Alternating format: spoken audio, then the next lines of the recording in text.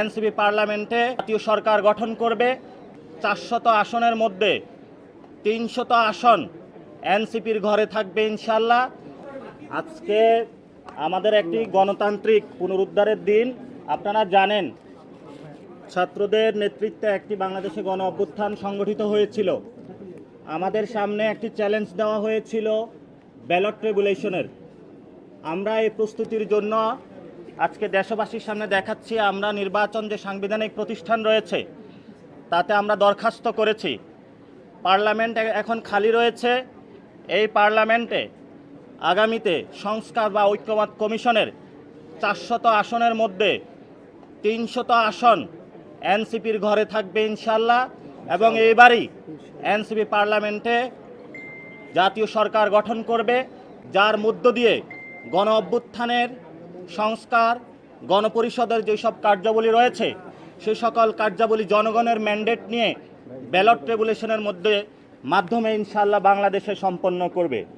আমরা আমাদের দলীয় প্রতীকের ক্ষেত্রে শাপলাকে প্রাথমিক দিয়েছি এবং সেখানে কতগুলো কোশ্চেন এসেছে যে আমাদের প্রতীক কি, আমরা নিবন্ধন আজকে কেন দিলাম।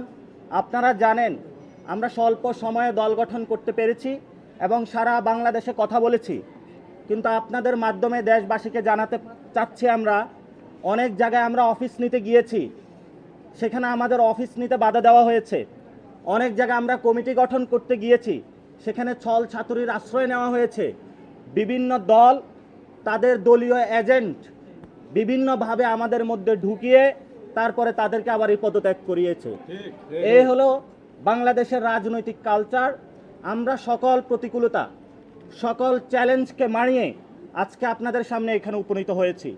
বাংলাদেশে যেভাবে 5 তারিখে গণ অভ্যুত্থানে বাংলাদেশের মানুষের জয় হয়েছিল, আগামীর পার্লামেন্ট ভোট ব্যাংকে এনসিপির শাপলা প্রতীকে পুরো বাংলাদেশের মানুষ জয় জয়কার করে দিবে।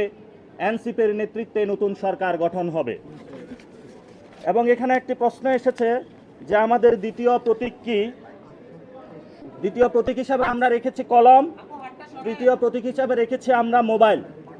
তবে আমরা নির্বাচন কমিশনের কাছে এবং দেশবাসীর কাছে আবেদন রাখব আমাদেরকে যাতে শাপলায় মনোনয়ন দেওয়া হয় এবং শাপলা মার্কার মাধ্যমেই জনগণের তাদের সরকার গঠন করে।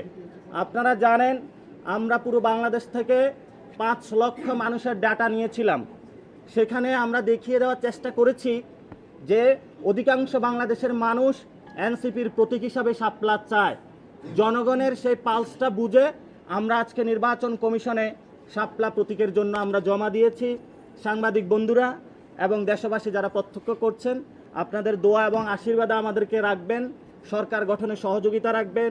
ইনশাল্লাহ আমরা এই সরকার গঠন করেই বাংলাদেশে যে জরাজীর্ণ ফেসিবাদী যে বন্দোবস্ত রয়েছে এটাকে বিলোপ করে নতুন একটি সেটেলমেন্টের মধ্যে শক্তিশালী একটি বাংলাদেশ গঠন করব। ধন্যবাদ সকলকে।